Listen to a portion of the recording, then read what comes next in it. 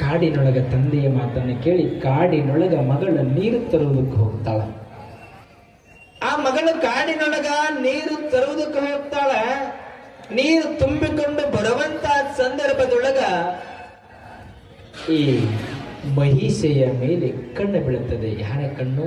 ರಂಭನ ಕಣ್ಣು ಬೀಳುತ್ತದೆ. ಯಾವಾಗ ಮಹಿಷೆಯ ಮೇಲೆ ರಂಭನ ಕಣ್ಣು ಬಿತ್ತು, ಆ ಮಹಿಷೆಯನ್ನ ನಿಲ್ಲಿಸ್ತಾನೆ.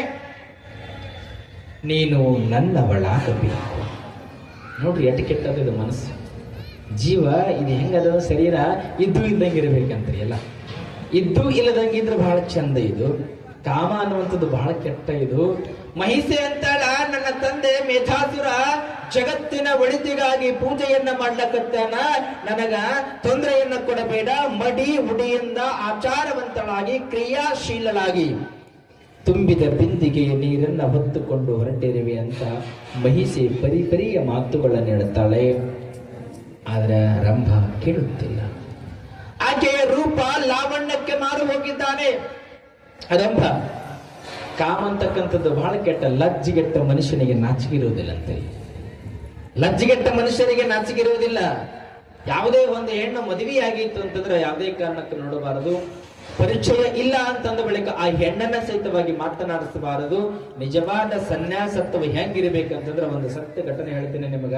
ಸನ್ಯಾಸತ್ವ ಅಂತಕ್ಕಂಥದ್ದು ಬಹಳ ದೊಡ್ಡ. ನಮ್ಗಳಿಗೆ ನಿಮ್ಗಳಿಗೆ ಇರ್ಲಿಕ್ಕೆ ಸಾಧ್ಯವೇ ಇಲ್ಲ. ಗರ್ಗದ ಮಡಿವಾಳೇಶ್ವರರು ಅಜಾತನಾಗಲಿಂಗರನ್ನ ನೋಡಿ ನಾವು ಕಲಿಬೇಕು ನಿಜವಾದ ಸನ್ಯಾಸತ್ವವನ್ನು.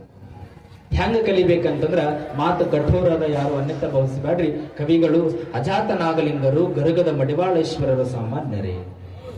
ನಿಜವಾಗಲೂ ಸ್ವಾಮಿಗಳು ಹೆಂಗಿರಬೇಕು, ನಿಜವಾಗಲೂ ಸನ್ಯಾಸತ್ವ ಅಂತಕ್ಕಂಥದ್ದು ಹೆಂಗಿರಬೇಕಂತ ಜಗತ್ತಿಗೆ ತೋರಿಸಿ ಕೊಟ್ಟಿರ್ತಕ್ಕಂಥವರು ಗರ್ಗದ ಮಡಿವಾಳೇಶ್ವರರು, ಅಜಾತನಾಗಲಿಂಗರು.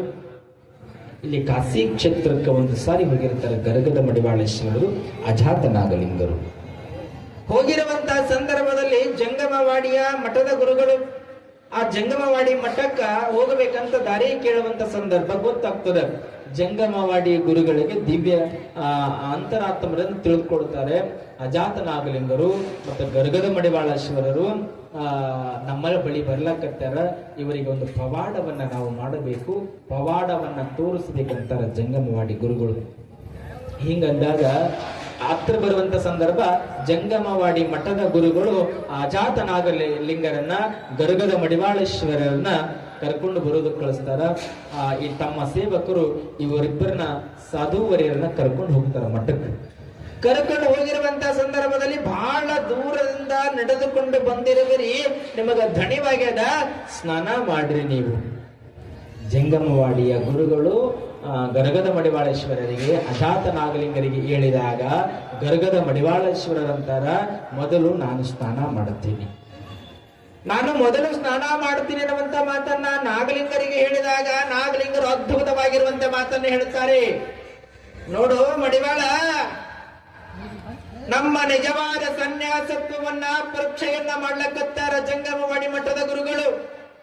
ಬಹಳ ಎಚ್ಚರದಿಂದ ಇರಬೇಕು ನಿನ್ನ ಮಡಿವಾಳ ಅಂತಾರ ನಾಗಲಿಂಗರು. ಅವಾಗ